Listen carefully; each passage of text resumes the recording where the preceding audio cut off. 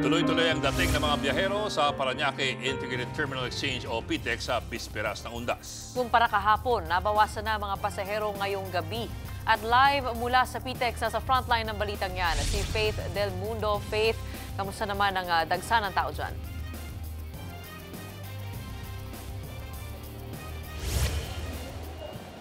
Bok Gretchen, kumpara nga kahapon ay mas kaunti na yung bilang ng mga pasahero ngayong araw. And as of 10 p.m., nasa 173,000 na yung bilang ng pasahero dito sa PITX o Parañaque Integrated Terminal Exchange. At kung makikita nyo nga, patuloy pa rin nga yung pagdating ng mga pasahero at mahigpit nga yung inspeksyon. At meron pa rin nga K9 na nakaabang dito para nga inspeksyonin yung pagpapasok dito sa loob ng terminal. At kung makikita nyo rin naman, meron pa rin nga mga nakaantabay na police desk assistance at kung meron mga problema o kung anumang mga hinaing kakailanganin. At meron din nga dito yung Coast Guard naman. Sila rin naman ay in charge dun sa pag-security, pagpasok din dun sa loob naman, dun sa mismong bus ng mga pasahero. Kanina may mga nakita rin nga tayo mga SWAT team na patuloy pa rin nga yung ginagawa nilang inspeksyon.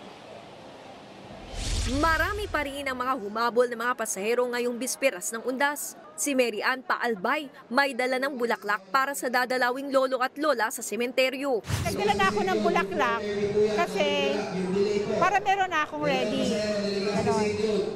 Para kanino Sa grandparents ko. Yes, nag-advance booking ako 2 weeks ago. Kasi kaya hindi ako nahirapan. Si Shaira naman, pairiga pero di tulad ng mga muuwi pa probinsya na maraming dala. Backpack lang daw ang sa kanya. Travel light, less hassle daw. May advance booking na rin siya pabalik ng Maynila.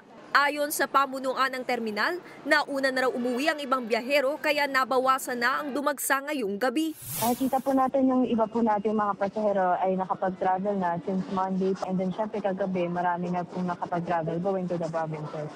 Marami pa po tayo available na tickets doon. So yung mga pasahero natin na gusto pang pumunta sa kanilang mga probinsya, pwede pa naman po mag-walk-in. 26% lang ang fully booked pa Bicol sa ngayon. Marami, mahaba ang pila dito noon. Sa ngayon po, mas less ngayon.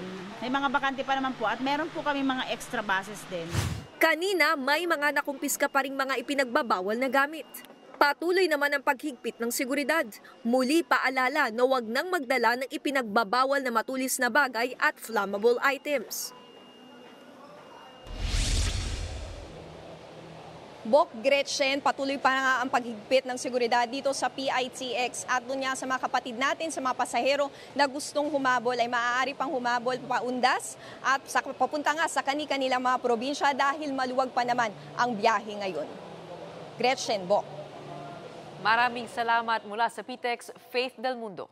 Mga kapatid, Ed Lingaw po, maging maalam at may pakialam sa mga napapanahong balita sa ating bansa. Para sa mas malilimang pagtalakay at paghimay sa mga issue at headlines, mag-follow at mag-subscribe sa social media pages ng News 5.